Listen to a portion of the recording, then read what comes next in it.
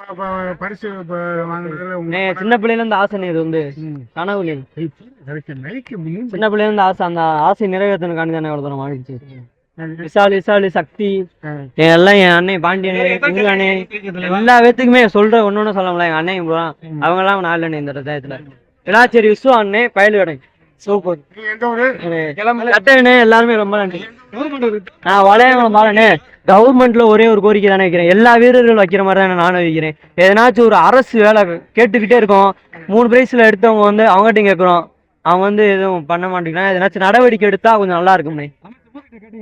அதுக்கு தானே மைக்கு கேட்டேன், கொடுக்க மாட்டேன்ட்டாங்கண்ணே. அவரு நம்மள சொல்லு நான் போய் கேட்டேன் அவங்க வந்து மறுத்துட்டாங்கண்ணே. அங்க வச்சுதானே நல்லாடி எல்லாரும்.